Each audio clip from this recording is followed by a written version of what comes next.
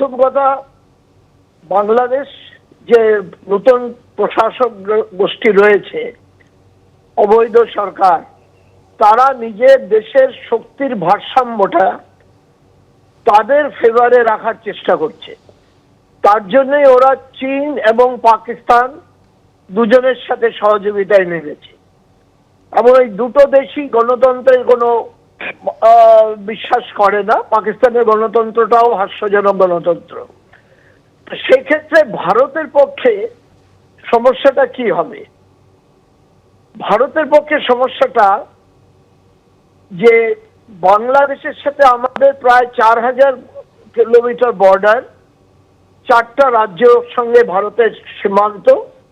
সেখানে বাংলাদেশ তো কোন রকম সামরিক অভিযান করে ভারতের ক্ষতি করতে পারবে না। সেখানে মিলিটেন্সি শুরু হবে, যেটা কাশ্মীরে ওরা এখন থিতিয়ে গেছে। সেই জিনিসটাকে পাকিস্তান শুরু করবে আইএসআই এর মাধ্যমে এই বাংলাদেশ ভূখণ্ডে, যতক্ষণ ইউনিট সরকার ওখানে আছে। পরবর্তীকালে সরকার পাল্টে গেলে কি হবে সেটা ভারতের সঙ্গে বোঝাপড়া। ভারতের আমাদের যে পররাষ্ট্র সচিব যাচ্ছেন আগামী সপ্তাহে, ওর সঙ্গে মিটিং পররাষ্ট্র সচিবের সঙ্গে, সেগুলো। কিন্তু ব্যবসা বাণিজ্যের ক্ষেত্রে বাংলাদেশের খুব একটা সুবিধা হবে না। যদি ভারতের সাথে সমস্যা করে, তাহলে বাংলাদেশের অর্থনীতি দিন দিন মানে খারাপের দিকে যাবে। এবং এটা আলটিমেটলি পাকিস্তান যেমন একটা ভিখারি দেশে পরিণত হয়েছে, বাংলাদেশও তাই হবে। চীনের সাথে ব্যবসা করে বাংলাদেশের সুবিধা হবে না, তার অনেকগুলি কারণ আছে। চীন এখানে মিলিটারি ইন্টারভেনশনও করতে পারবে না, কারণ চীনকে এখানে ঢুকতে হলে মালাক্কা স্ট্রেইট ক্রস করে বঙ্গোপসাগর দিয়ে চিটাগাং হয়ে ঢুকতে হবে। তার সাথে কোনো ল্যান্ড বর্ডার নেই। চীনের সেই ততটা যদি সেরকম বাড়াবাড়ি করে, ভারতের সেই ক্ষমতা আছে আপন নৌবহর দিয়ে চিটাগাং পোর্টের আগেই চীনের এই নৌবহরকে আটকে দেওয়ার। অনেক ধন্যবাদ কর্নেল দাস।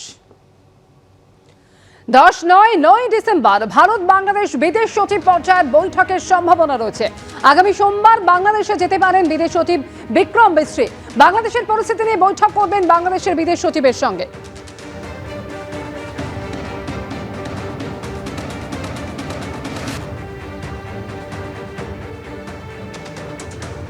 বিদেশ সচিব যাচ্ছেন ভালো কথা, কিন্তু লোকসভাতে বিদেশ মন্ত্রী এসে কেন একবার হাউসকে অবহিত করছেন না, এটা আমাদের কাছে এখনো পরিষ্কার হচ্ছে না।